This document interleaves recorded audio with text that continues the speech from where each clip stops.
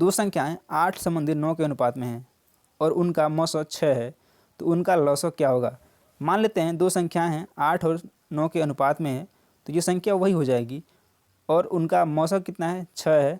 तो आप इनको लौसो पूछ रहा है, इसका लौसो बताना है। आपको कुछ नहीं करना है, सिंपल से क्या करना है, जो नंबर दिया है उसी का आपस में आप गुणा कर देंगे। तो एलसीएम इक्वल टू क्या हो जाएगा, एलसीएम इक्वल टू यानी कि 8 गुणे 9, 8 गुणे 9 गुणे 6 कर देंगे तो आपको इसका एलसीएम आ जाएगा। 8 9 कितना होता है 72 गुणे 6, फिर से कर लेंगे। 6 दूना 12, 6 सते 42, 6 दूना 12 2 से लिख 6 से 42 43, 432 इस क्वेश्चन का आंसर होगा। यानी कि 432 ऑप्शन नंबर बी में दिया गया है और ऑप्शन नंबर बी सही है। आप इसको सही लगा के करेक्ट मान करके चलें। चलिए बढ़ते हैं अगले क्वेश्चन की तरफ। और अगला क्वेश्चन है, ये वाला क्वेश्चन मैं छोड़ रहा हूँ क्योंकि इसमें कुछ मिस्टेक हो गया है, इसलिए मैं नेक्स्ट क्वेश्चन ले रहा हूँ। चलिए देखते हैं, पी एक काम को क्यू की अपेक्षा 4 गुना तेजी से करता है। मान लेते हैं ये पी है, ठीक है, और ये है क्यू, ठीक। तो पी एक काम को, ये पी जो है क्यू की अपेक्षा 4 गुना तेजी से काम करता है। काम को समाप्त करने में क्यू, इसको क्यू की पी की अपेक्षा 27 दिन अधिक लेता है। मान लीजिए ये यदि ये 1 दिन ले रहा है तो ये 27 दिन लेगा उस काम को समाप्त करने के लिए। तो यदि दोनों एक साथ काम करते हैं तो काम कितने दिन में समाप्त हो जाएगा। यदि दोनों एक साथ काम करने लगे तो काम कितने दिन में समाप्त हो जाएगा। बेसिकली ये यदि जल्दी काम कर रहा है तो इसकी क्षमता ज़्यादा होगी काम करने की, और ये धीरे धीरे काम कर रहा है तो इसकी क्षमता कम होगी। जैसे मान लीजिए जो मजदूर होते हैं, मान लीजिए कोई मजदूर होता है, ठीक है, वो थोड़ा कमज़ोर होता है तो वो 10 ईंटा 4 ईंटा उठा पाता है, ईंटा की ढलाई करता है।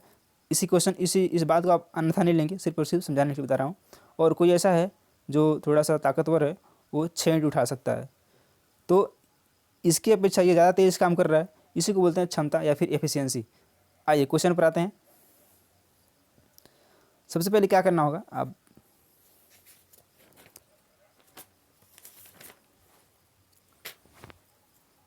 इसका रेशियो निकालेंगे। ये P हो गया, ये हो गया Q। तो यदि ये P एक काम करता है तो Q कितना 4 काम करता है, ठीक है। यही इस क्वेश्चन का कह रहा है। ये हो गई क्षमता यानी कि एफिशिएंसी। तो डे कितना हो जाएगा, यानी कि इसका जस्ट अपोजिट इसका दिन होगा या फिर इसका डे होगा। यानी कि यदि एक दिन में कोई काम करेगा तो ये करेगा 4 दिन में, ठीक है।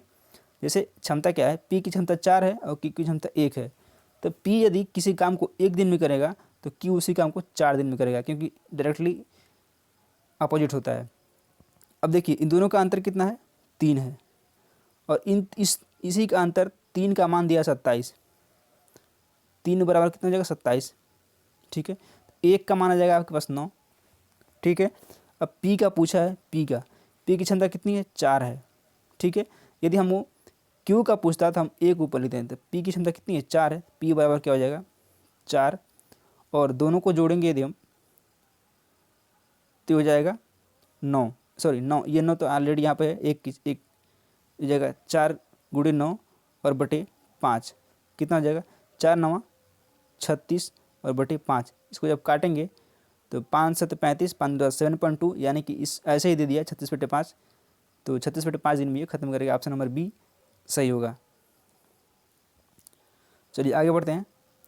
ये काफ़ी अच्छा क्वेश्चन है, छोटा क्वेश्चन है।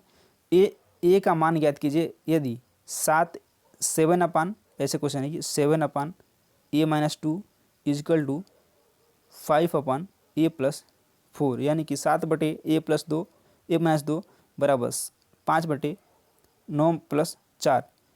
इसको कैसे लगाएंगे, क्रॉस मल्टीप्लाई कर देंगे तो हो जाएगा 7a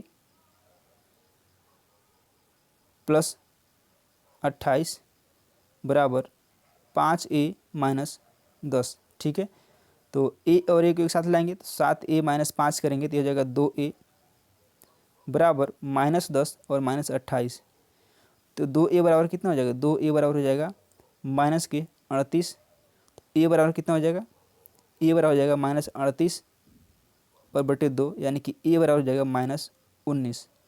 और यही इस क्वेश्चन का आंसर होगा। ऑप्शन नंबर बी करेक्ट है। एक बार इसको मैं समझाता हूँ। इसको 7/a-2 बराबर 5/a+4, यही दिया है। इसको अब जब क्रॉस मल्टीप्लाई करेंगे इधर से ऐसे तो ये होगा 7a प्लस में जाएगा 28 बराबर 5, इधर से ऐसे करेंगे 5a और माइनस में जाएगा 10। ठीक है,